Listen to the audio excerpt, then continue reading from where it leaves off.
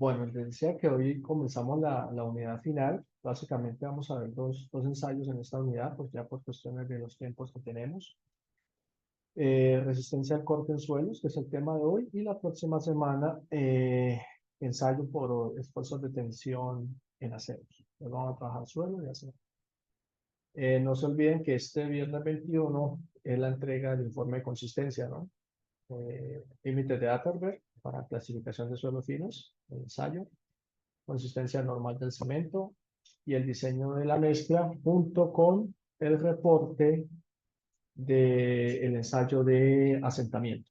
Recuerden que nosotros alcanzamos a hacer nuestra probeta, preparamos la mezcla, entonces también hay que reportar cuánto dio el asentamiento en ese informe, ¿listo? Y si se pareció o no al que teníamos en el diseño de la mezcla. ¿Ok?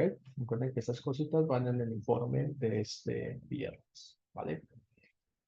Bueno, entonces les había dejado como una especie de tarea para este tema y es unas consultas de unos conceptos que pues van a estar de alguna manera involucrados con este tema de resistencia al corte.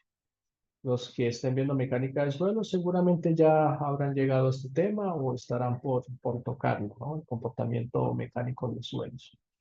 Bueno, entonces hablemos de la resistencia al corte y por qué el ensayo de corte directo es como de los más usados frecuentemente en la práctica profesional. Bueno, entonces, pues lo primero que hay que tener presente es que si uno analiza un suelo en su estado natural, en el terreno natural, pues básicamente está cargado a compresión. O sea, uno mira, es una gran masa de suelo que se confina a sí mismo en la gran masa que es, y nosotros en ingeniería lo que hacemos es ponerle estructuras encima, ¿no? Entonces, a veces lo que hacemos es afectar esos esfuerzos naturales que tiene cuando le construimos, por ejemplo, una edificación encima, o un puente encima, o cualquier tipo de obra de este estilo. Como todo material, cuando le aplicamos una carga muy grande y excedemos los esfuerzos resistentes de ese material, pues pueden haber fallas. Entonces, en el caso de los suelos, por lo general, todas las fallas suelen darse por corte, ¿no? Uno tiene un suelo original y si uno analiza a una profundidad determinada, Z, por ejemplo, pues fíjate que si yo tomase de allí una muestra, esa muestra ya tiene aquí una serie de esfuerzos normales y una serie de esfuerzos cortantes, ¿cierto? Actuando, que es lo que denominamos el estado de esfuerzos natural, ¿sí? O el tensor de esfuerzos, que lo podemos representar a través de una matriz. Cosas de estas ustedes vieron un poco cuando trabajaron, por ejemplo, allá el tema del círculo de Moore y demás, en el caso ¿de qué? De sus cursos de mecánica de sólidos. En el caso también de suelos, van a ver un poco ese tema, esfuerzos principales y demás, ¿no? Bueno, entonces, como estos esfuerzos se van a alterar cuando yo aplique aquí una sobrecarga, ya sea porque construya algo encima o afecte de alguna manera estos esfuerzos originales, pues esto va a generar un incremento en los esfuerzos que hay allá abajo, ¿no? Esto por una sobrecarga. Y esto podría generar que el suelo falle. O sea, si de alguna manera las cargas adicionales que estamos poniendo generan un esfuerzo mayor a la capacidad del suelo allá abajo, pues va a haber simplemente una falla, ¿no? Y esas fallas casi siempre son por cortante. ¿Sí? Normalmente las fallas casi siempre son por corte. Y se debe a que los materiales, su tendencia natural, suelen ser más débiles a corte que a esfuerzo normal. Pasa también en los materiales tradicionales como concreto, por ejemplo, ¿no? Y por eso vemos que las fallas casi siempre son en deslizamiento, ¿no? Entonces uno casi siempre ve que en épocas invernales o cuando se producen sobrecargas muy grandes, los suelos fallan porque se deslizan. ¿Eso qué quiere decir? Que hay un plano de corte que se está deslizando y por eso pues se produjo la falla, ¿no? Entonces, debido a esto, pues es importante conocer un poco ese comportamiento al cortante, por qué es que falla por corte y cómo se da la falla por corte, ¿no? ¿De qué depende? Si en algún momento surge alguna duda, algún comentario, pues nada, activen el micrófono y pues de una, ¿vale? O sea, para que sea un poco más interactiva la cosa. Eh, lo que muestra esa imagen es básicamente un talud, ¿cierto? Que si yo le hago un acercamiento, esta línea, digamos, roja que vemos acá, representaría la superficie de falla, por donde el material tendería a deslizar en el caso de presentarse una falla. Y probablemente se debe porque seguramente hubo una serie de sobrecargas por acá que hicieron que estos esfuerzos, porque inicialmente lo que usted pone es una carga normal, un peso, una fuerza normal, incrementó estos esfuerzos normales, ¿cierto? Pero como sabemos, por círculo de Moore, cuando se incrementan los esfuerzos normales, también se incrementan los esfuerzos cortantes. Entonces, estos de alguna manera van a afectar a estos y hace que los de corte también incrementen. Y se incrementan al punto tal que la capacidad del suelo es excedida por el esfuerzo actuante, pues simplemente va a haber una falla. ¿Sí?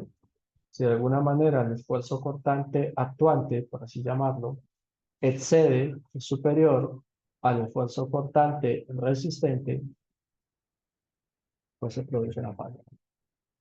¿De dónde provienen los esfuerzos actuantes? Pues de las cargas. ¿De dónde provienen los esfuerzos resistentes? Del material mismo, de sus condiciones propias, de si es un suelo fino, de si es un suelo grueso, si es un suelo mixto, si hay fricción, si hay cohesión, etcétera, etcétera. Eso es lo que determina su capacidad, ¿cierto? Como en las personas, ¿de qué depende la resistencia? Pues de su alimentación, de su masa muscular, de su fibra, de su estructura ósea, ¿no? De todo eso depende que usted tenga resistencia. Ahora, lo que le pongan usted encima, pues depende de las cargas de una manera externas que van a llegar a usted. Entonces aquí yo necesito saber cuánto es esta capacidad resistente, ¿cierto? De mi material, ¿sí? Y de qué dependerá, lógicamente, ¿no? Para evitar una falla cuando vaya a construir, ¿cierto? No sobrecargar un terreno y de pronto que se presente un deslizamiento o una inestabilidad. Entonces, ¿de qué depende la resistencia al suelo? O sea, el famoso Tao resistente. Esto el esfuerzo cortante Tao. Recuerden que Tao es la letra griega que representa esfuerzo de corte. Entonces, ¿de qué depende este Tao resistente? La pregunta del millón. Entonces, digamos que desde hace mucho tiempo ya se venía de manera empírica analizando el problema y se sabe que si yo tengo un conjunto de partículas juntas, ¿cierto? Y las confino de alguna manera, las presiono, pues ese contacto entre ellas y esa fuerza de confinamiento genera un efecto de fricción. Y esa fricción de alguna manera se opone a las cargas que usted aplique. O sea que la fricción es una componente que aporta resistencia. Entonces aparece, digamos, la primera componente que debe aportar resistencia, ¿cierto? Pero también se observó que si las partículas empezaran a ser muy, muy pequeñas, muy finas, como lo vimos en las arcillas, pero más las arcillas, que son realmente las finas, finas, también tendrían o tendían a atraerse entre ellas. Entonces aparece otra componente que aporta resistencia, que es la cohesión. Pero fíjate que la cohesión solo la tendrán las partículas finas, los suelos que de alguna manera contengan arcilla. ¿Listo? Entonces la suma de esos dos, pues me va a dar la resistencia total al cortante. Y digamos que el primero que planteó una ecuación que permitió enlazar estas dos componentes en una fórmula que nos permitiera medirlo, pues fue el señor Coulomb. ¿Sí? Y lo plasmó en la ecuación de Coulomb, también conocida hoy en día como la ecuación de Moore-Coulomb. ¿Entonces? Que era parte de la consulta, ¿no? Ahorita la veremos, ¿no? Bueno, entonces tenemos dos componentes, la fricción y la cohesión. ¿Listo? Primera componente, la componente fricción. Entonces, la componente fricción está relacionada con esta expresión que vemos acá. Sigma tangente de phi. Y esto, pues básicamente viene, sin entrar mucho en detalles, del problemita del bloque deslizándose, el problema típico de la física, que ponemos un bloque aquí de una masa m, ¿sí o no? En un plano inclinado, un ángulo phi, en este caso. Y cómo a partir de un diagrama de cuerpo libre de ese sistema, pues podíamos obtener la componente de fricción, ¿no? Teníamos aquí, digamos, el peso, que pues es masa por gravedad, ¿cierto? Tenemos la normal, ¿cierto? Que es perpendicular a la superficie, y lógicamente tenemos la fuerza de fricción que se opone al movimiento. Si yo de alguna manera despejo esa componente de fricción, siendo relación trigonométrica, voy a encontrar que es la normal, ¿cierto? De alguna manera por la tangente de phi, o sea, que de alguna forma la fuerza normal magnifica la fuerza de fricción. Eso es apenas evidente. Si yo pongo un bloque encima del otro, pues yo veo que al deslizarlos hay cierta fricción, pero si yo aumento la carga encima, observo que la fricción es mayor. Entonces, en esta ecuación estamos viendo eso reflejado, que la fricción, que sería este término matemático que está acá, es función del esfuerzo normal, de sigma.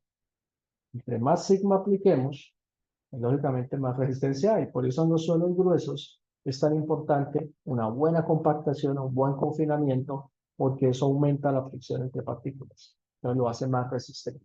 ¿Vale? Bueno. Algo que hay que tener presente. Los suelos normalmente, como son tan complejos, los denominamos como trifásicos. O sea, los suelos tradicionalmente tienen las tres fases. O sea, son sólidos porque tienen la parte mineral, tienen la fase gaseosa porque puede haber aire entre los vacíos, pues, es el aire, y tiene la fase líquida porque puede contener agua o no. Entonces, si estamos hablando de fricción, de resistencia, ¿de quién es la resistencia? ¿Del agua, del aire o de los sólidos? Pues, lógicamente, de los sólidos. Quiere decir que si usted quiere determinar la resistencia neta o verdadera, digámoslo así, del suelo, tiene que tomar solamente la componente sólida. Entonces, autores posteriores a Coulomb dijeron, venga, esa ecuación de Coulomb está interesante, pero hay que tener presente que el suelo es trifásico. Entonces, cuando calculemos los esfuerzos del suelo resistentes, deben ser netos o efectivos, o sea, solo de la parte sólida. Entonces, piensen en un suelo saturado, con algo de aire, agua, sólido. Cuando usted le aplica carga, internamente él genera presión, pero esa presión, si hay agua adentro, la toma el agua. Quiere decir que usted está midiendo esfuerzo de agua, esfuerzo de sólido, pero no está midiendo netamente el esfuerzo de la parte sólida. Entonces, ¿qué debería hacer uno? Pues coger lo que llamamos esfuerzo total, que sería el esfuerzo con el suelo completo, con sus tres fases, y descontarle la presión que ejerce el agua adentro. Esa presión del agua normalmente se le llama también presión de poros y suele simbolizarse por la letra μ. Entonces, por eso ustedes ven aquí la fórmula de que sigma es igual al sigma total menos μ. Esto que ven aquí se conoce como esfuerzo efectivo y se caracteriza porque solamente tiene en cuenta la participación de la parte sólida, sólido con sólido, fricción, ¿vale? Entonces, eso pues a veces puede ser complejo medirlo porque normalmente el suelo tiene agua, tiene sólido, tiene mineral, pues cuando usted le aplica carga, pues uno no sabe realmente qué parte de ese esfuerzo es presión de agua y qué es realmente esfuerzo de sólido. Entonces, durante los ensayos, pues uno debe ser cuidadoso de tratar de que el esfuerzo que mida sea exclusivo de la parte sólida, ¿sí? Digamos que es lo ideal. Por eso es que el ensayo debe hacerse con cierto cuidado, sobre todo con el manejo de la presión, la aplicación de la carga, para garantizar que estemos midiendo esfuerzo efectivo o esfuerzo de la parte sólida mineral. ¿Está ahí, está claro? O sea, esfuerzo efectivo exclusivamente referido a la parte mineral. ¿Vale? ¿Cuál es la otra componente aparte de la fricción? La cohesión. Entonces aquí ya vemos la ecuación completa, ¿no? Nos están diciendo que el esfuerzo resistente, porque esto es lo que también llamaba ahorita esfuerzo cortante resistente, es igual a ¿qué? A sigma tangente de phi, que esta parte representa el aporte por fricción, pero hay que sumarle este término C, que es el aporte por la cohesión. Pero tengan en cuenta, la cohesión no siempre está. La cohesión solamente estará si usted tiene presencia de material fino, básicamente presencia de arcilla. ¿Listo? Entonces aplicas el suelo fino, lógicamente al ser fino tiene cohesión. Aplican un suelo grueso si es un suelo mezclado con finos, una arena arcillosa, una grava arcillosa. Esos materiales, aunque son gruesos, también presentan cohesión por el complemento de finos que tiene. ¿Vale? Pues fíjate que en esa misma fórmula estamos viendo las dos componentes y ese es el gran aporte de Coulomb, que él logró representar en una fórmula matemática, ya le podemos dar valores numéricos, ya la podemos cuantificar, que era lo que no se podía siglos atrás, ¿sí? La capacidad del suelo al cortante. Entonces, si usted tiene la cohesión y tiene ese señor phi, pues tiene la ecuación de Coulomb. Pues casi siempre la clave de esta fórmula es lograr hallar cuánto vale ese ángulo phi y cuánto vale ese tal C o cohesión. ¿Listo? Y nuestro ensayo va a tener como propósito eso, encontrar ese ángulo y encontrar la cohesión. Una vez encontremos esos dos términos, pues la ecuación de Coulomb queda definida para nuestro suelo. ¿Listo? ¿Qué hay que tener en cuenta con la cohesión? Que puede ser aparente o verdadera. Obviamente la que importa es la verdadera, y la verdadera es de los finos. ¿Sí? Es lo que dice aquí la presentación. Está referida a las partículas finas. Y sería importante hablar aquí de esto, hacer énfasis, partículas finas. Y es la que genera esa atracción. Y se debe mucho a la fuerza intermolecular entre ellas. ¿Vale? Atracción. Y solo es propio de las finas. La aparente es la cohesión que a veces presentan algunos gruesos pequeños, o sea, arenas. Y es el fenómeno que uno ve cuando coge arena, la humedece, típico arena de río o de playa, y estando húmeda, usted puede hacer figuras con ella, puede hacer castillos de arena, ¿sí? Pero estos castillos no duran siempre. Cuando el agua desaparece, se sueltan nuevamente porque era una cohesión falsa o una cohesión aparente. Eso también se debe a la humedad superficial. Digamos que ese contacto entre partículas húmedas, hay tensión superficial de alguna manera y hace un efecto como de adherencia temporal. Y por eso podemos hacer figuras con arena, pero no van a perdurar porque la cohesión es temporal o aparente. ¿Listo? Bueno. Entonces ya vemos los dos factores, fricción y cohesión, ¿no? Que son los componentes que puede tener un suelo para resistir cortante. Algo que también es importante mencionar es el tema de cómo se comporta el material al aplicarle una carga en presencia de agua. Si tienen un material saturado, piensen en una esponja de esa de lavar la loza, la metemos dentro de un balde con agua el tiempo suficiente para que se sature. Si yo sacara esa esponja y le aplicara una carga, yo observaría que el agua va a querer salir. ¿No? Si tú permites que el agua salga, se llama drenado, ¿cierto? El agua sale libremente o drena. Si el agua puede salir libremente, pues el volumen va a empezar a cambiar, ¿no? Porque el espesor se reduce debido a la carga y el agua que sale. Quiere decir que la variación del volumen existe porque el agua está saliendo. Si el agua sale, pues disminuye el volumen. Entonces el delta de volumen, el cambio de volumen es diferente de cero. Eso cuando estamos hablando de un comportamiento drenado. Ahora, como el agua está saliendo libremente, no hay cambios en la presión de poros.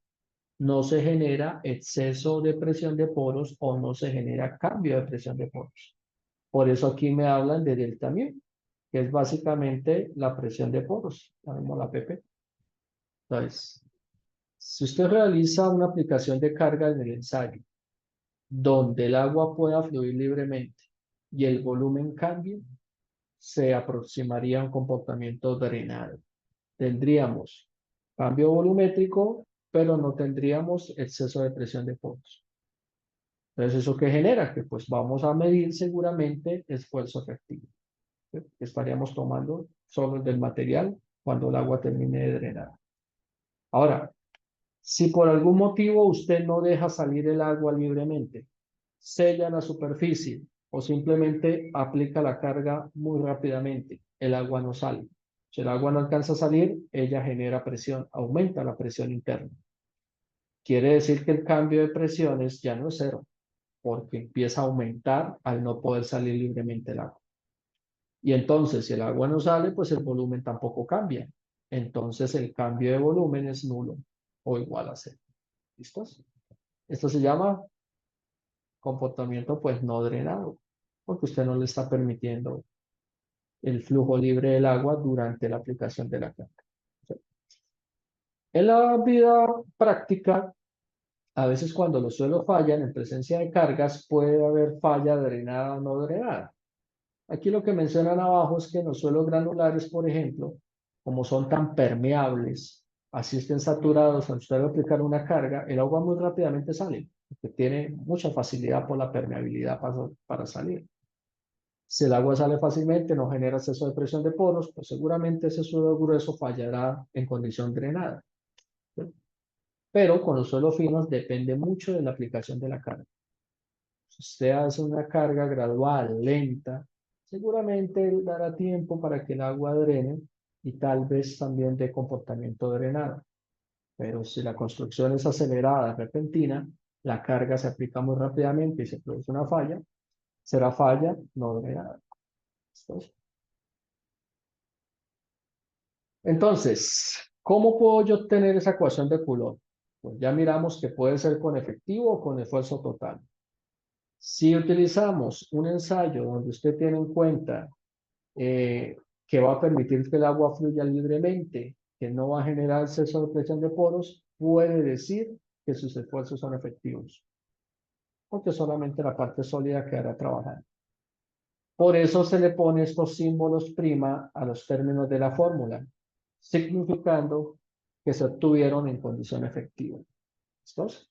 Condición efectiva. Pero si usted hace el ensayo de manera tal que el agua no alcanza a drenar libremente, entonces los esfuerzos serán totales. Entonces la cohesión total, la fricción total. ¿Vale? Se puede hacer de ambas maneras. El ensayo se puede, digamos, acondicionar para evaluar un escenario o el otro. Pero lo normal que el código, o en este caso la norma del ensayo, nos manda a hacer es simplemente buscar esfuerzos efectivos. Porque pues es lo más normal, ¿no? Que la resistencia sea la parte sólida, ¿no? Es lo que uno busca. Bueno, entonces nuestra meta va a ser encontrar esa ecuación, pero de manera experimental a través del ensayo. ¿Cierto? La ecuación de Coulomb. Ya sea en esfuerzos totales o en esfuerzos efectivos, dependiendo de cómo ejecutemos el ensayo. Esta gráfica representa un poquito cómo se comporta el suelo ante la carga. Tú tienes a una determinada profundidad una muestra de suelo allá sometida a unos esfuerzos. Si tú llevas eso al círculo de Moore, pues sería este puntico azul. Representaría la condición inicial, los esfuerzos que el suelo tiene inicialmente con su formación.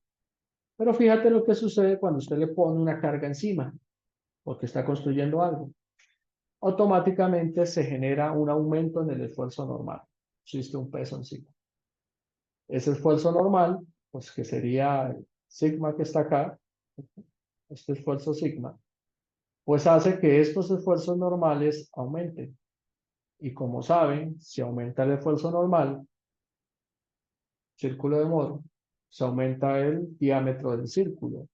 Por tanto, también aumenta su radio, o sea, el esfuerzo constante. ¿Sí? Acuérdese que el radio del círculo de Moore equivale a los cortantes máximos. Entonces, mira qué pasó, que ese puntico inicial se convirtió ahora en un círculo mucho mayor. Aumentaron los esfuerzos, es obvio, pusiste una carga aquí encima, pues es lógico que los esfuerzos abajo se aumentan. Si los aumentamos, pero no estamos superando esta línea de acá, pues fíjate que el suelo no falla, porque esa línea, que es la ecuación de Coulomb, está representando la capacidad del suelo. Entonces, mientras los esfuerzos actuantes no excedan la capacidad, pues el suelo no fallará. Esta línea es la que tiene la fórmula de que tau es igual a sigma tangente de phi, o sea, la fricción, más la cohesión. Donde este punto de corte, si se acuerdan de la ecuación de la línea recta, pues como es el punto de corte, para nosotros sería la cohesión. Y este ángulo de inclinación que da la pendiente sería el phi. ¿No ven? Pues eso es lo que está representando esa fórmula. Mientras yo esté lejos de esa línea, mi suelo no presentará falla alguna. ¿Vale? problema es que si usted sigue cargando, el círculo sigue creciendo y puede crecer tanto que toque la envolvente de falla. Si la toca, pues simplemente lo que significará es que el suelo falla. ¿Listo? Entonces, uno que buscaría mantenerse relativamente lejos de la línea, o sea que si uno traza aquí una perpendicular, uno trataría que esta distancia, ¿cierto?, de alguna manera fuera lo suficientemente lejos como para uno estar seguro que el suelo no va a fallar. Pero como todo en la vida tiene implicaciones, si yo me alejo mucho, pues voy a estar más seguro, pero eso me va a costar, porque la seguridad cuesta. ¿Sí? ¿Qué va a significar? Que pues esta carga que estás poniendo aquí, entonces tiene que ser menor. Eso significa entonces que si vas a construir un edificio de 20, entonces ahora solo lo puedes hacer de 5. Entonces habría que mirar si económicamente eso es viable, ¿no? Pero tampoco puedo irlo muy al extremo, porque si me acerco mucho, la probabilidad de que eso falle es muy alta. Entonces, como verán, esto tiene que ver mucho, esta distancia tiene que ver mucho con la seguridad, o sea, numéricamente con lo que llamamos los factores de seguridad. Es ahí donde entrarán los códigos a reglamentar un poco eso, ¿no? ¿Qué tanto debo estar yo lejos de la resistencia del suelo, de su superficie de falla, para garantizar que la estructura sea segura, de alguna manera? ¿Vale? En esta diapositiva pues se ve un poquito mejor. Vuelve y juega. Tenemos el punto original, empezamos a ponerle carga y entonces ese círculo se va agrandando. Ponemos más carga, el círculo va a seguir creciendo. Y así sucesivamente, seguimos aumentando la carga, el círculo se sigue aumentando. Y fíjate que cada vez nos acercamos más a la envolvente. Y puede llegar el caso donde usted aumentó tanto la carga, la sobrecarga en el suelo, que simplemente el círculo alcanza la envolvente. Y cuando eso se produzca, simplemente lo que significará es que el suelo habrá fallado. O sea, es cuando usted seguramente verá que pues por acá hubo un deslizamiento. Porque en algún punto, por acá, pues pasó esto. Ese es el modelo de Morculo o el modelo de falla de Morculo. Entonces, el que hoy en día, pues de alguna manera se acepta porque es muy simple, es bastante simplista y de alguna manera, pues nos funciona en la práctica, ¿vale? Entonces, la idea, ¿cuál sería?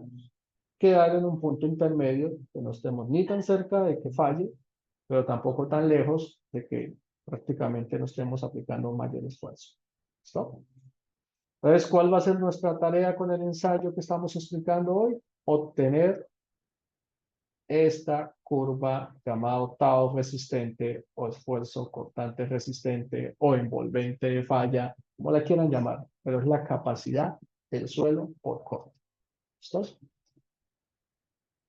¿Qué opciones tenemos para eso? Pues entonces existen una serie de ensayos, estos quizás son los más conocidos en la práctica, ensayos de laboratorio, todos los que estoy mostrando, para obtener de alguna manera esa capacidad por cortar. De estos ensayos hay dos recomendados, empezando por el primero de ellos, que es el triaxial. El triaxial, como su nombre indica, tiene la ventaja de que tú coges una muestra de suelo y le puedes aplicar carga en las tres direcciones. Entonces representa mejor cómo está el suelo en su estado natural, mucho más cercano a la realidad. Mientras que el ensayo de corte directo simplemente considera la carga de consolidación y la fuerza de corte. Es un poco más simplificado.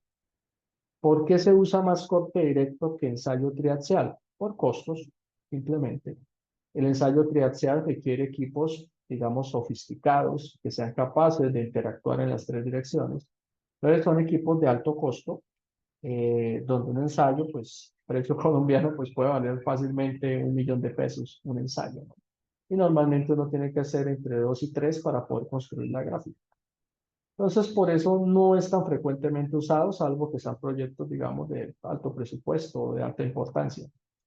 Entonces queda como el más equilibrado, que es el de corte directo, que es el que estamos o el que vamos a hablar. Este ensayo pues tiene una representación bastante cercana, no la más, pero bastante cercana, y da valores, digamos, lo suficientemente confiables para toma de decisiones, ¿no? Tiene un costo intermedio, tampoco es tan barato, pero tampoco es tan costoso como el triaxial, y pues nos da unos datos, digamos, confiables, ¿no? Entonces, de ahí la importancia del ensayo de corte directo, pero si quieren un ensayo un poco más representativo, está el credencial, que pues seguramente en su curso de caracterización de materiales 2 o en su curso de mecánica de suelos, pues les van a hablar un poquito más de este ensayo. ¿Listo? Entonces, teniendo esto presente, pues ya lo demás es ir a revisar un poquito cómo es la ejecución como tal del ensayo y luego pues mostrarles los datos y cómo es el procesamiento que se hace de los datos para llegar a la famosa ecuación de Coulomb. Entonces, no sé si hasta ahí, muchachos, hay alguna pregunta, alguna inquietud, comentario, o se me fueron, no me di cuenta.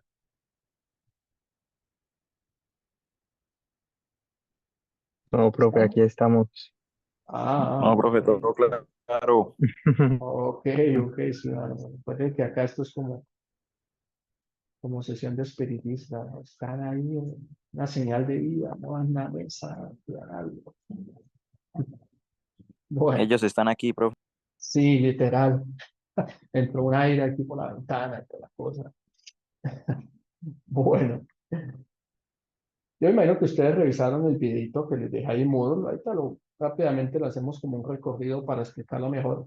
Pero en esta foto lo que quiero es como identificar los equipos que ustedes van a encontrar en el laboratorio y básicamente la secuencia, ¿no? Entonces, pues lo primero es extraer la muestra, ¿no? O sea, de alguna manera, las muestras pueden ser, recuerden que las muestras, voy a subir un poquito, la extracción de la muestra, ¿no? Según la norma en vía 154. Entonces, ellos nos dicen que las muestras pueden ser inalteradas o alteradas. Pues, digamos que las inalteradas es cuando usted quiere evaluar la condición in situ del material, de su suelo en este caso. Entonces, tienes que ir al terreno y pues como ya lo hemos visto en otra unidad, pues tendremos que de alguna manera extraer las muestras, ya sea en bloques, si es una excavación superficial, una exploración superficial, o a través de tubos de perforación, si es algo más profundo, ¿no? Un sondeo. Sea como sea, de ese bloque o de ese cilindro que hayamos sacado, vamos a sacar las muestricas para nuestro ensayo de corte. Esas muestras pueden ser circulares o rectangulares. Casi siempre son de 5 centímetros de diámetro o 5 centímetros de lado si son rectangulares. Fíjate, por ejemplo, en esta imagen, si logran fijarse un poquito, se nota que es circular.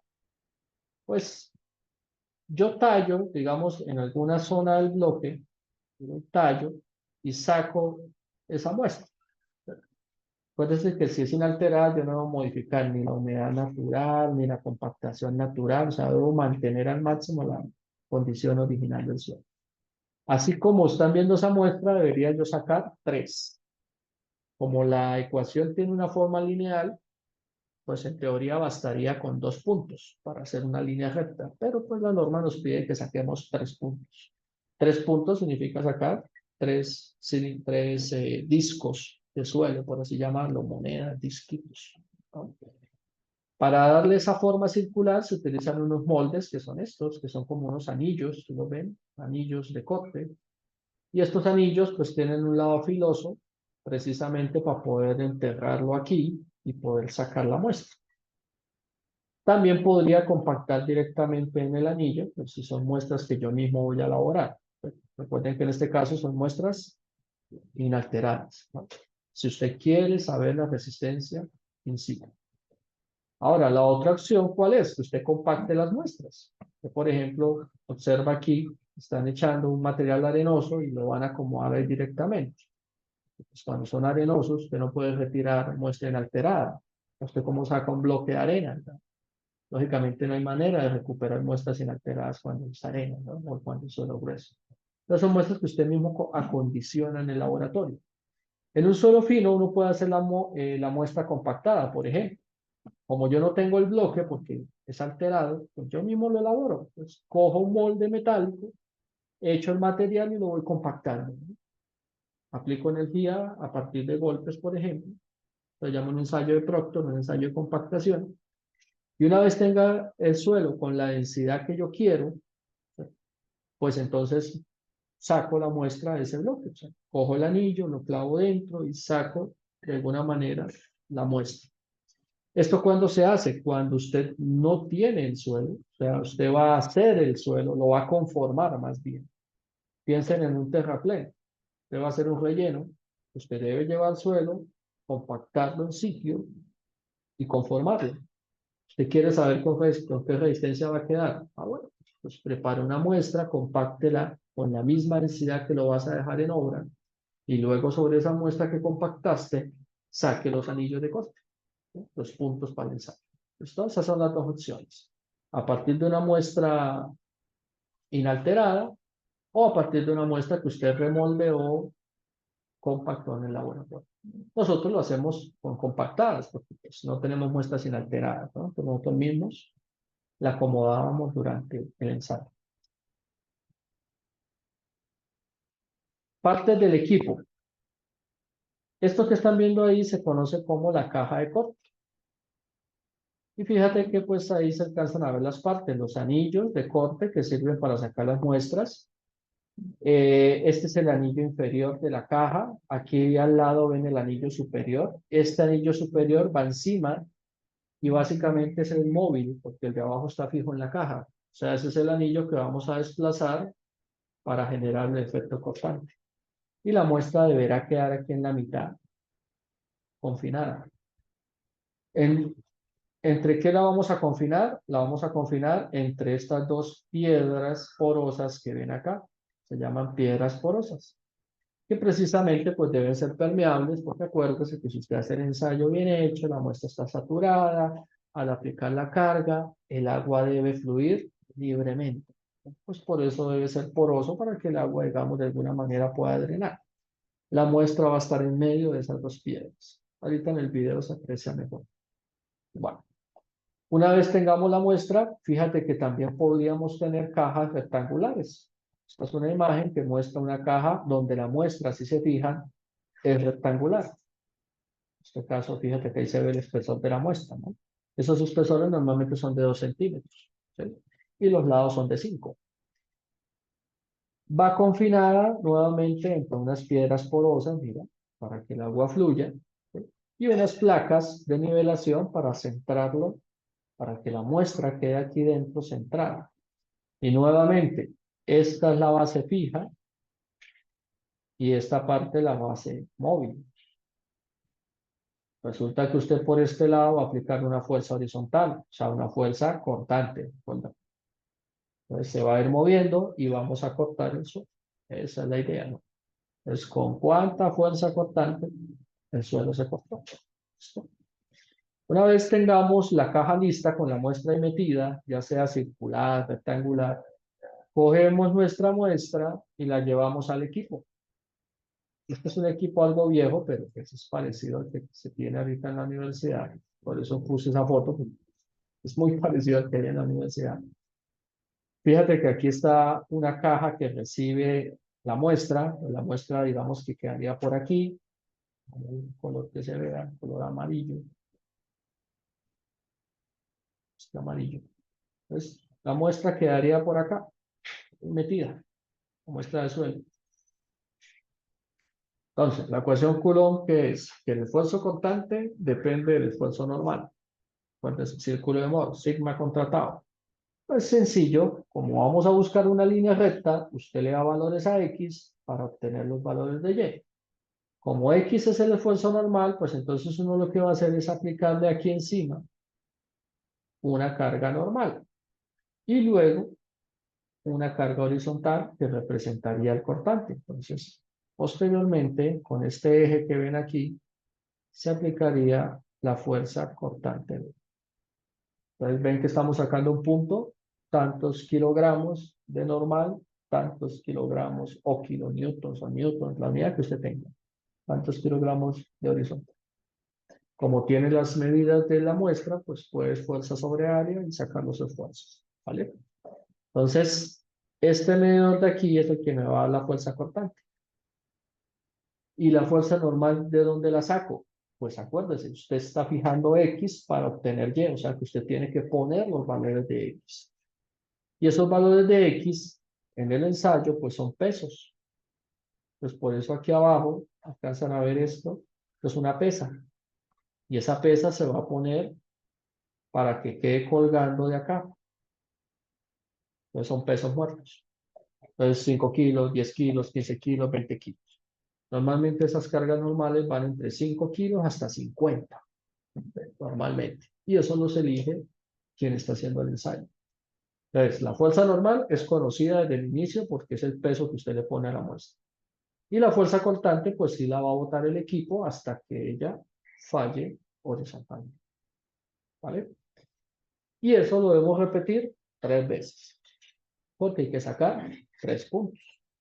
¿Ok? 3 puntitos. Entonces serán 3 muestras. Mira lo que le está pasando a la muestra allá adentro, ¿no? Es esta situación. Aquí viene una carga normal, fija, conocida, y aquí viene la fuerza cortante. Es evidente que el cortante es función de la normal, de sigma o de n. Entre más esfuerzo normal, pues más difícil es cortar. ¿Listo? Las muestras al final se ven algo así, miren, se van a ver desplazaditas. Y por aquí estará el plano de falla, que es el que nosotros estamos induciendo de alguna manera con las cajas de corte. Bueno, si uno analizara eso teniendo en cuenta desplazamiento, bueno, el horizontal, desplazamiento horizontal contra esfuerzo cortante, pues pone este en el eje Y, pone este en el eje X, pues obtendríamos gráficas como las que vemos ahí, ¿no? Al inicio la resistencia es bastante alta, están todas las partículas en contacto, pero en la medida en que el bloque se va separando, pues fíjate que empieza a decaer y se empieza a disparar el desplazamiento, ¿no? Esto representa lo que le estaría pasando de alguna manera a la probeta, a la muestra. Y al final, pues va a quedar así desplazadita la galletica de suelo, ¿no? Cortada completamente. Bueno, vamos a mirar esto un poquito más en detalle. Fíjate que esta foto, pues, representa el estado final. Mira cómo quedan las muestras. Aquí se observa que hubo un gran desplazamiento horizontal, ¿no? Al final. Obviamente este desplazamiento horizontal, pues está exagerado, el suelo ya falló, pero como si uno no para el equipo, pues él sigue, sigue, sigue, sigue. Uno realmente necesita ese punto en donde la fuerza, digamos, se estabiliza. Pero ahí vemos claramente que hubo un plano de falla y un desplazamiento por corte. Bueno, el procedimiento ya detallado, yo se los quise dejar en un video que está bastante completo. Son unos estudiantes que estaban haciendo un intercambio en lo que era en México. México, no, los estudiantes eran mexicanos, pero estaban en una universidad española. Voy a pasar rápidamente una parte del video como para que vean el equipo en acción y el ensayo como tal en acción. Entonces, compartamos pantalla pues.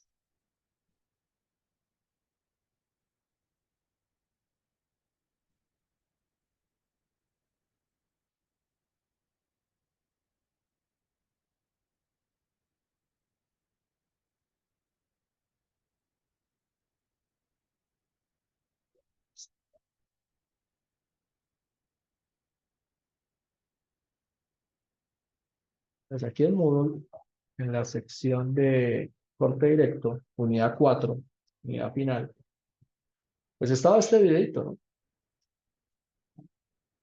Ahí puse pantalla completa, también ven la pantalla completa, sí. Sí, profe, pero no se escucha. Ok. No, no está bien, lo silencié para Ah, como ir listo. comentando cosas, ¿sí? Es como más ir mostrando. Pues algo interesante que les hace hacer el técnico al inicio es, digamos, un ensayo, un experimento muy simple que es este, ¿no? Si tú viertes un material granular, en este caso una arena fina que tienen ahí, desde una altura cualquiera, pues fíjate en lo que sucede. Lo deja caer desde una altura, digamos, relativamente alta. Y ahora hace lo mismo, pero desde una altura más baja, o un poco más baja. ¿Y qué observan entre los dos montículos? que pueden observar si comparan los dos montículos. Cambian, son muy similares. La forma del montículo.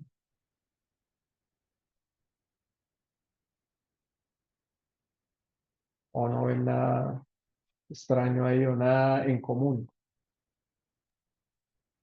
Si lo volviera a soltar desde otra altura, ¿cambiaría la forma del montículo?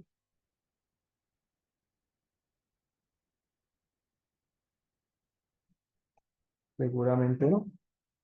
O sea, esta inclinación con la horizontal, ¿cierto? El ángulo que forma con la horizontal va a ser el mismo. Y fíjate que es un ángulo que puede estar entre los 40 y 30 grados. Ahí, a ojo. Ese ángulo se conoce como ángulo de reposo, ¿sí? Y lógicamente está asociado con la fricción, porque ahí no estamos aplicando carga de ningún tipo, simplemente el peso propio de las partículas y el contacto entre ellas. Y es característico de cada material y es mucho más pronunciado en un suelo grueso. Si yo hago eso mismo con una arcilla suelta, voy a darme cuenta que va a quedar mucho más tendido eh, el montículo, porque la fricción en los finos es menor, puesto que tiene menores tamaños, ¿vale? Lo llama ángulo de reposo. El ángulo de fricción, pues ya es cuando usted involucra todos los factores, carga, el contacto entre partículas, ¿sí? Pero va a ser muy similar al ángulo de reposo. O sea, numéricamente el de fricción, lógicamente, es un poco mayor porque tiene en cuenta ya la fuerza perdón, la fuerza y el confinamiento, mientras que en este caso simplemente es contacto entre partículas y peso propio. Bueno, si seguimos mirando más adelante en el video, pues el tipo ya comienza a mostrarles la caja de corte, que fíjate que en este caso es una caja rectangular, pero aunque la caja es rectangular, fíjate que los moldes son circulares, o sea, como los que tenemos en la universidad, son iguales, solamente que es, digamos, un equipo pues, mucho más nuevo que el que tenemos nosotros, pero básicamente funciona con el mismo principio. Está mostrando cómo quedan los especímenes cuando se fallan, o sea, cómo quedan desplazados. Entonces, vamos desde el inicio, cuando el tipo saca las muestras, creo que es como por acá.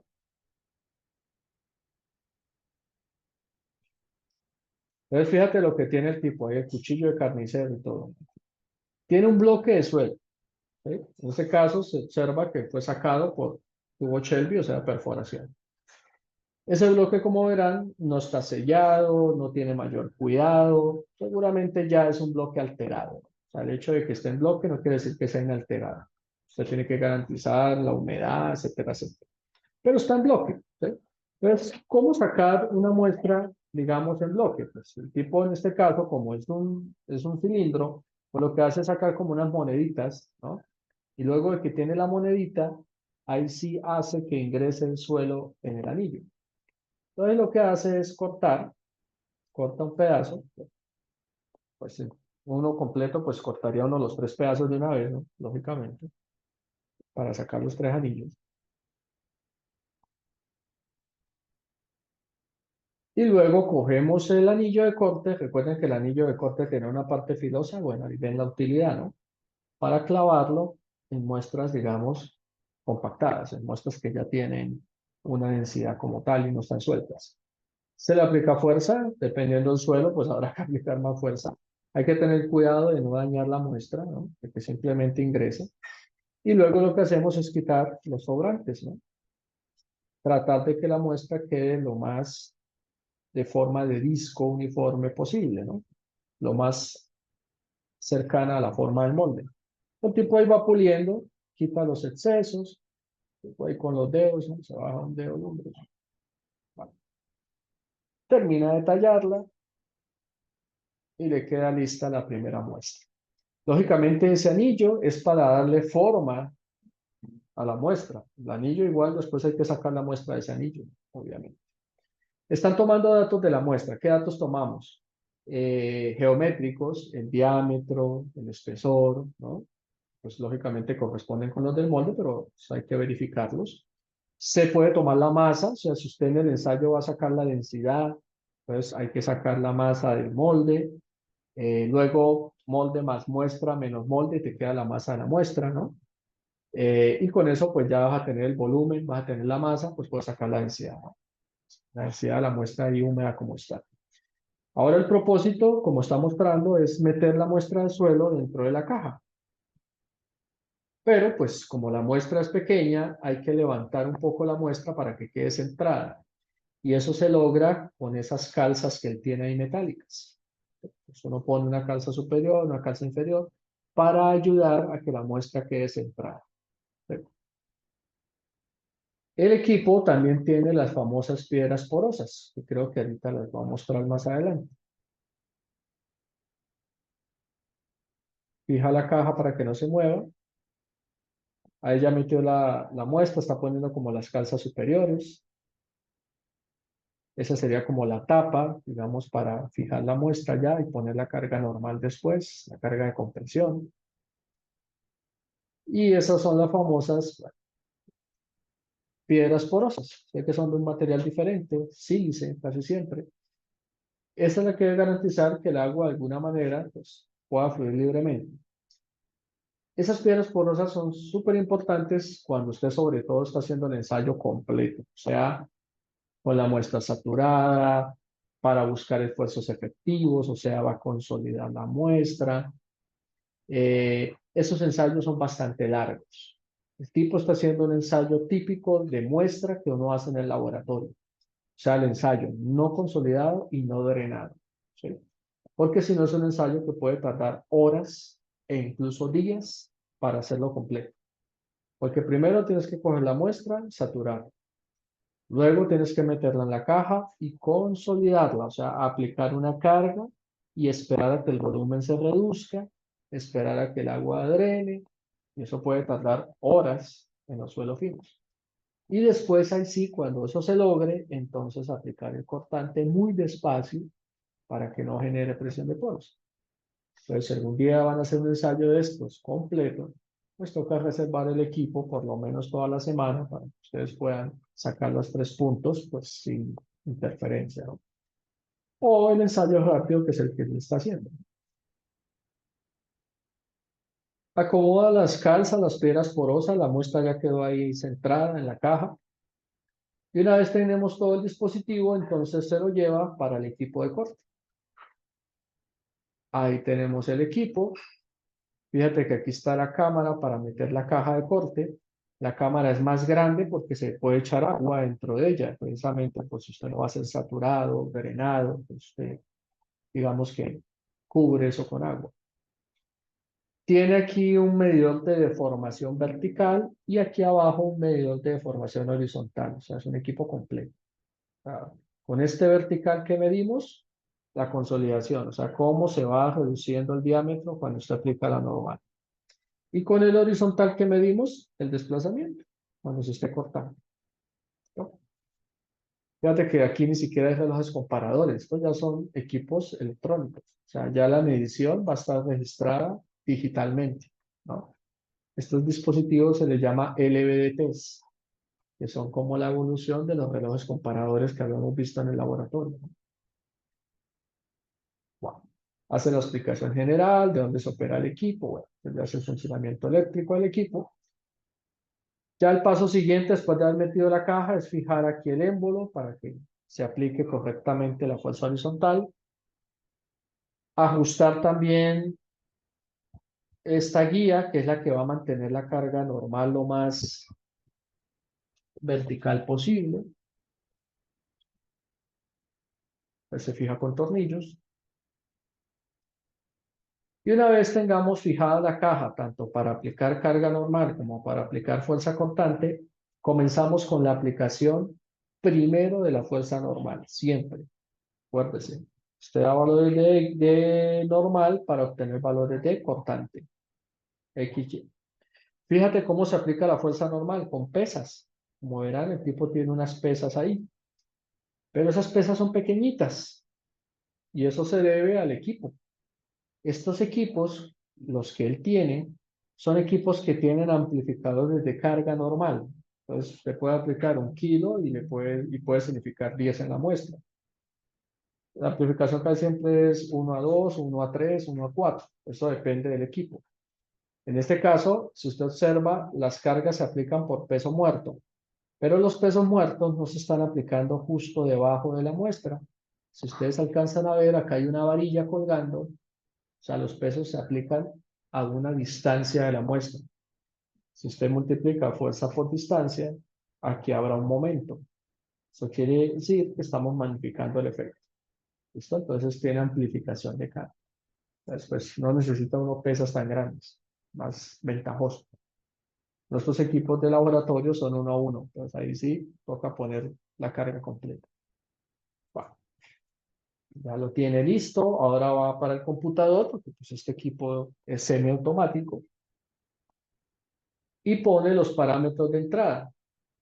Entonces, usted se fija, los parámetros de entrada son el espesor, que son 2 centímetros, el diámetro, que son 50 milímetros, carga inicial, carga final, que son las cargas que le están poniendo, digamos, al anillo, la fuerza normal, la velocidad del ensayo, que es súper importante.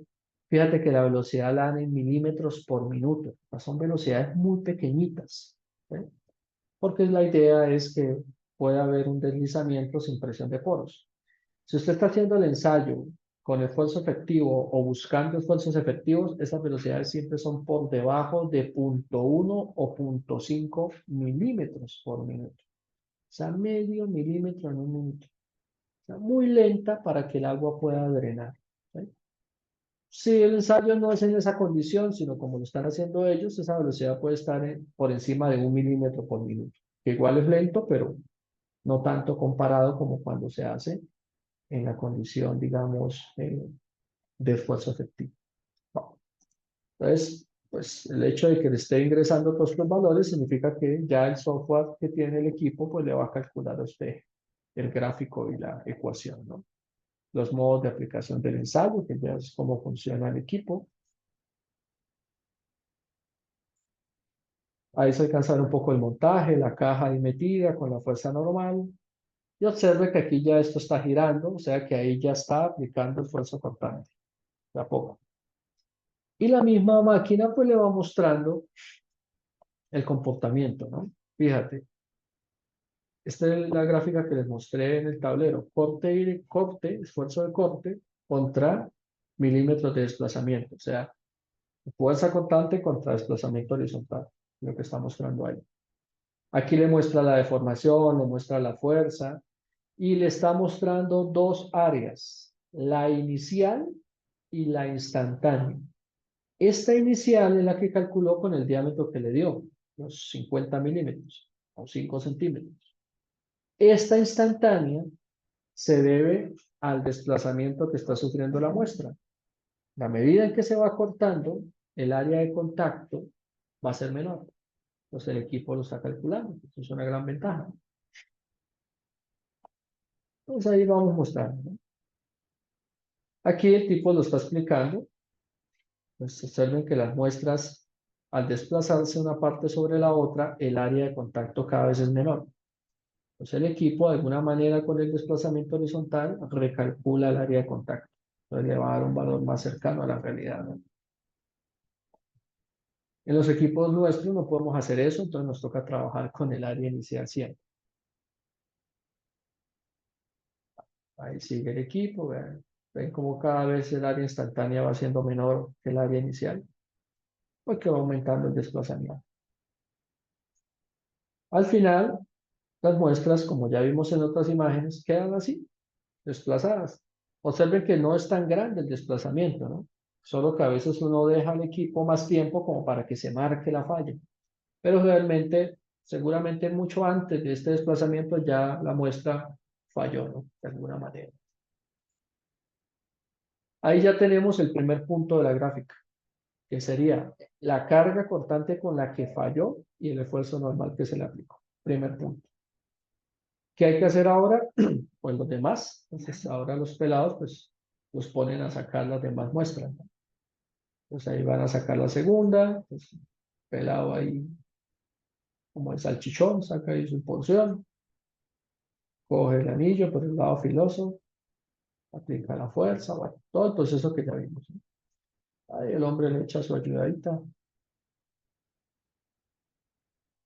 que no le quita un dedo. Nivela la muestra, la mete a la caja de corte, la ajusta para que no se mueva.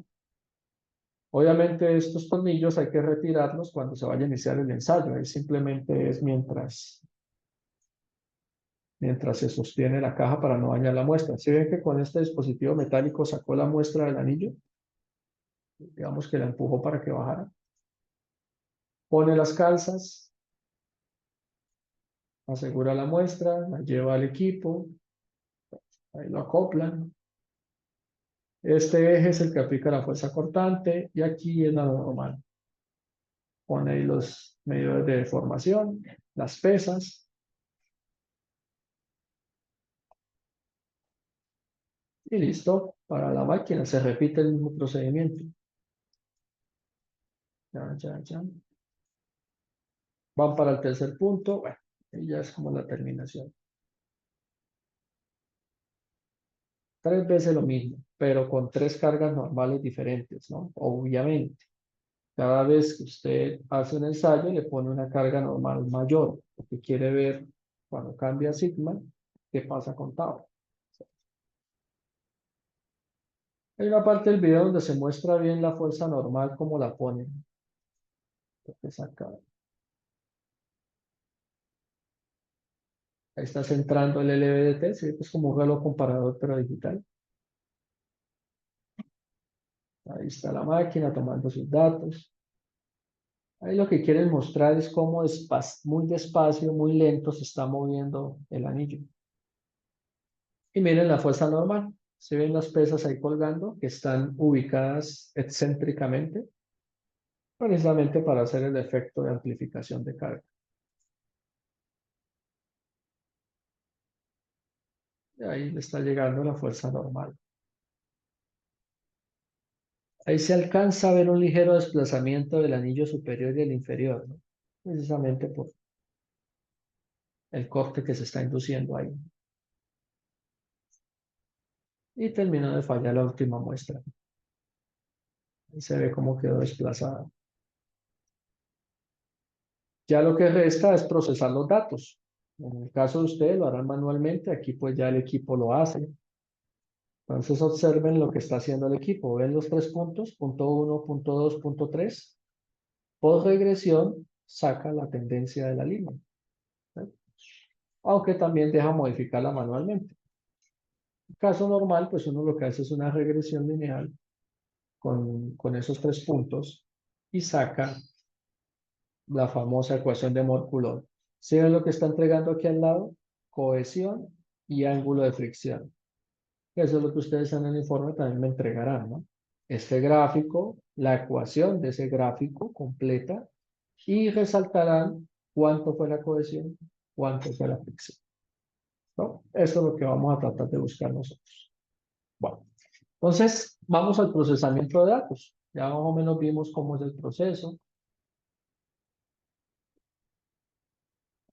Pues por aquí, en el tablero, más abajo, tenemos básicamente la tabla de datos que uno sacaría del laboratorio, que en este caso yo se las tendré que suministrar para que la procesen.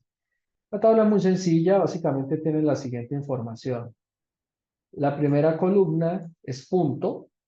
Vamos a sacar en este caso 1, 2, 3 puntos. Ojo acá porque esto es lo que ustedes harán en el informe. Los 3 diámetros, que básicamente son los diámetros medidos aquí, ¿no? Entonces, voy a sacar aquí el diámetro de las 3 muestras. Diámetro 1, diámetro 2, pues, que obviamente tendrán que ser muy similares, porque pues, los moldes son básicamente los mismos, pero obviamente por imperfecciones, algunos podrán tener más diámetro que el otro, diámetro 3. Esos diámetros son los que están registrados acá. En este caso, centímetros. A partir del diámetro sacamos las áreas, obviamente pues la ecuación de un círculo, pi diámetro al cuadrado sobre 4, y pues eso nos bota las áreas. Fíjate una curiosidad, el área paranormal y el área paracortante es la misma, porque sobre esta misma área circular estamos aplicando el cortante paralelo y el normal perpendicular. ¿Ok? La normal n, entonces, acuérdese que usted tiene que elegir 3 fuerzas normales distintas. Una normal N1, normal N2, normal N3. En este caso, kilos, porque kilofuerza es lo que manejan nuestros equipos, kilogramos. Esto dependerá mucho del esfuerzo normal al que vaya a estar sometido el suelo en campo. Uno fija un esfuerzo normal y despeja la carga, conociendo el área del anillo. Pero lo usual, como les decía, es más o menos entre 5 y 50 kilos moverlos. Pues en el laboratorio, por ejemplo, por las pesas que nosotros tenemos disponibles, casi siempre manejamos los siguientes valores, por si les llega en el formato. 8 kilos para el primer punto, 16 kilos para el segundo y 32 kilos para el último. Obviamente vamos incrementando progresivo. La idea que es encontrar la tendencia. ¿Qué pasa entre aumento el sigma? ¿Qué pasa cómo aumenta el cortante? Entonces, como les decía, esos valores son fijos, ya se conocen.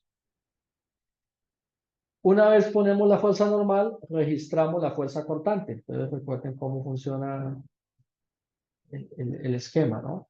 La fuerza normal se aplica primero, ¿no? A través de pesos muertos. Fuerza normal N. Entonces, como estará un probeta 1, pues sería la normal 1. Y luego, progresivamente, muy despacio, como vieron en el video, se aplica el cortante.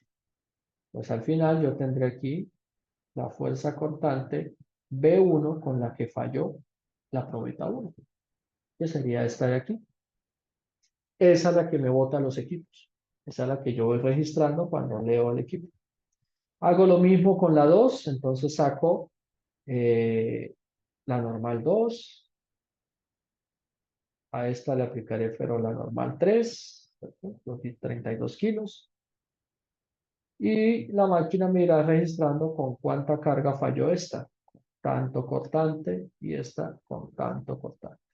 Eso es lo que estamos haciendo. ¿Listo?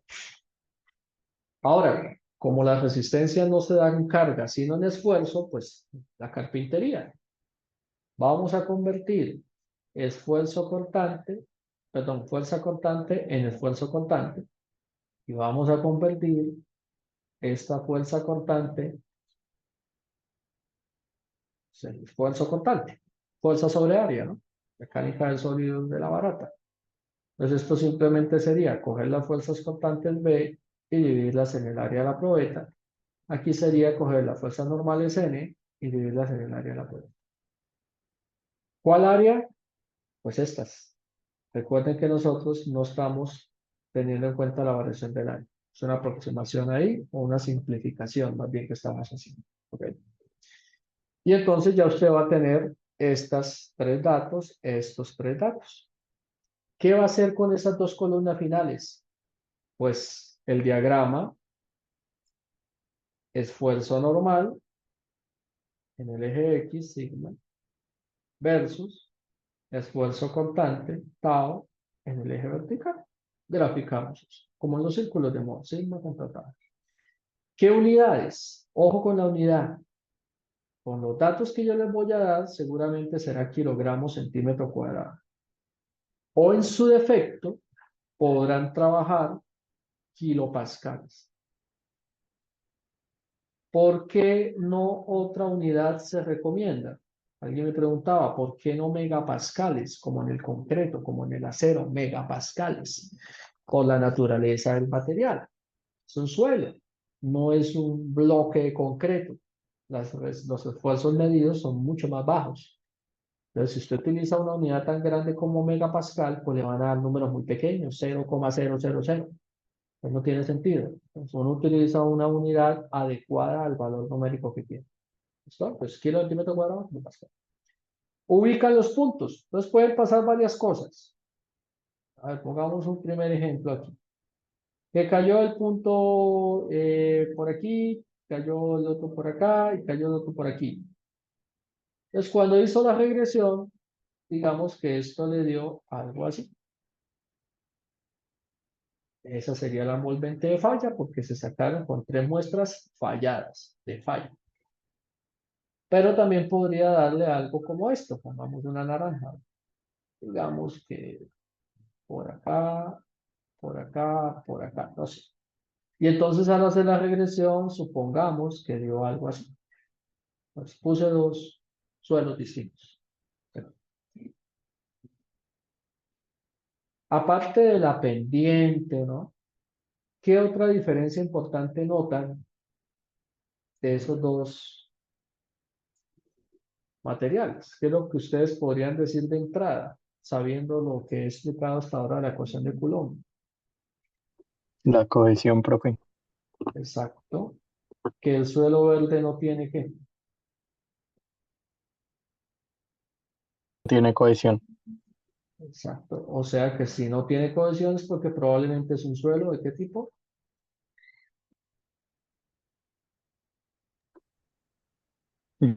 Granular. Un suelo grueso granular. Pues, Ujú. interpretación sencilla, ¿sí o no? Solo mirando la gráfica. Entonces uno podría mirar si es coherente la respuesta. Entonces, si yo estoy ensayando una arcilla, pues no me debería dar como la línea verde, ¿no? Tendría que darme más bien como la amarilla, porque debería tener una cohesión importante. Recuerden que el punto de corte es la cohesión, ¿no? Entonces, este verde tendría una cohesión algo así. El esfuerzo cortante resistente, por llamarlo así, tau R, sería ¿qué? Pues sigma tangente de phi. Solamente tiene la componente de fricción, totalmente grueso. ¿Qué podría yo afirmar del suelo naranja?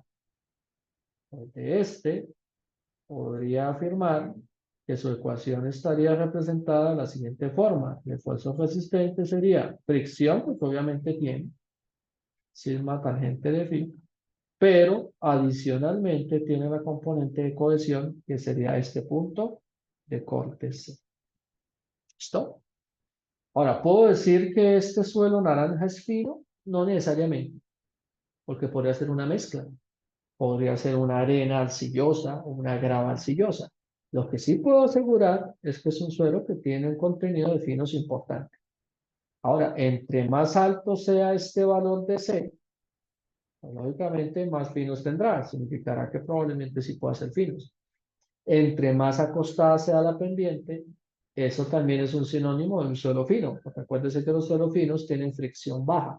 Entonces, eso significa que pendientes bajas. ¿Vale? Entonces, sin importar el suelo que les dé, en cualquiera de los casos, usted me va a reportar la ecuación, pero me va a reportar, como vieron en el video, los parámetros de esa ecuación. Entonces, usted me va a decir, vea, profe, en este caso, phi vale tanto y C vale tanto, con sus respectivas unidades. Ojo, en el caso del phi siempre es en grados. Lo mismo aquí, phi es tanto y C es tanto con las respectivas unidades. No me pongan ahí valores en unidades. Esto tiene una unidad y esto en grados. Y ahora viene la pregunta. ¿Qué hago yo con esa ecuación y esos valores? Pues cuestiónese, analice, ¿no? Oiga, ¿qué suelo puede ser ese? Ah, pues miremos en la literatura. Normalmente los suelos granulares, los suelos finos, los suelos mixtos, ¿qué valores qué valores tienen de cohesión y fricción? A ver con qué suelo lo podría relacionar o con qué material. Entonces ahí es donde usted va a comparar esto versus, pues, los valores típicos que yo llamo PT, valores de investigación, de la consulta bibliográfica, lo que usted hace en su marco teórico, ¿no? La bibliografía. Por eso les pido yo tanto que pongan valores típicos. ¿Listo? Consulten libros, fuentes de internet, en fin, pero que sean académicas, ¿no? Donde yo pueda de alguna manera, oiga, mira, esto podría ser un suelo mixto, esto podría ser más bien una grava porque tiene un ángulo muy alto y la cohesión es cero, ¿sí? ¿Qué va a pasar? Que la cohesión no les va a dar exactamente cero. Recuerden que, pues el suelo no es exacto, no es perfecto, pero sí les va a dar un valor por encima o por debajo de cero, o sea, muy cercano, cosa que usted pueda decir es despreciable, es un suelo grueso. ¿Listo? Pero para usted saber que es pequeño y que es grande, necesita tener un punto de comparación.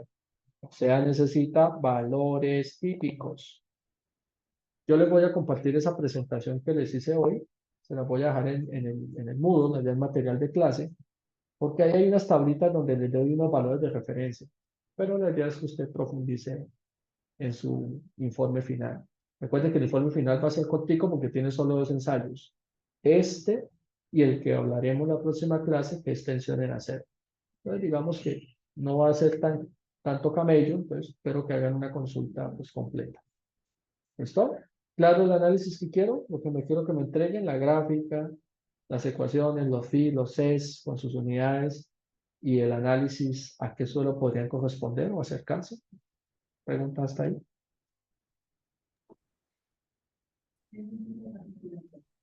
Profe, una pregunta. ¿Usted nos puede compartir este tablero, este board? Pues no sé, de pronto voy a tratar de pero igual creo que estoy grabando, entonces podría también dejarles el video o si puedo les dejo más bien el tablero. Voy a mirar cuál de las dos me es más fácil. Esto porque los videos veo que a veces quedan muy pesados, pues puede que también sea un poco tedioso. O escojo alguno de un grupo y subo ese video como para que les sirva a todos. Ay, mira, ¿vale? Bueno. Listo, profe. Listo, muchachos. ¿Alguna pregunta? ¿Se entiende más o menos lo que hay que hacer?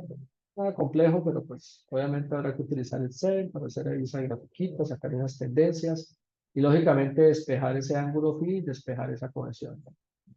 Entonces, eso sería el tema de esta semana. ¿Sí?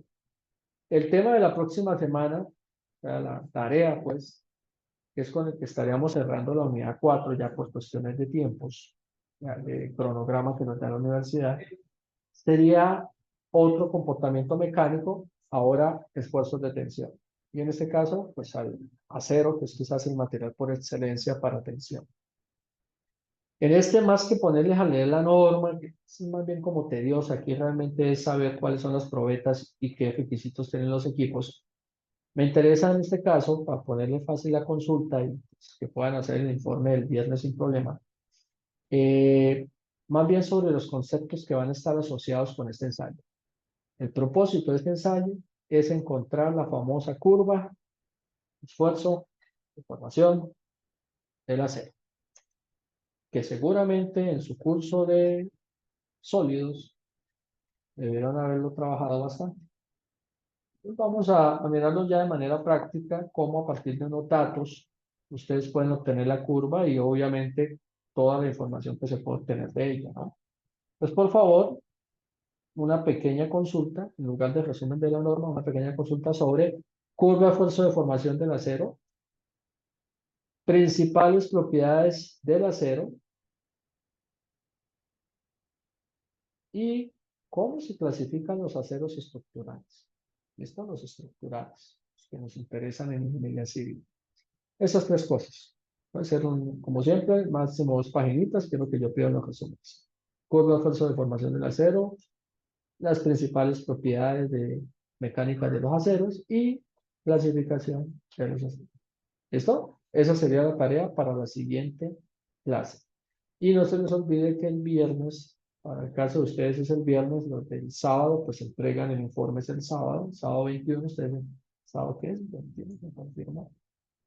Sábado 22 y el viernes el 21 de junio. Entonces, ustedes se entregan el 21 de junio, los grupos del sábado entregan pues el 22 de junio. Y la tarea que estoy mostrando si es la misma para todos los grupos a partir de la siguiente clase. Claro la tarea, claro lo que hay que hacer en este informe, preguntas, mineros.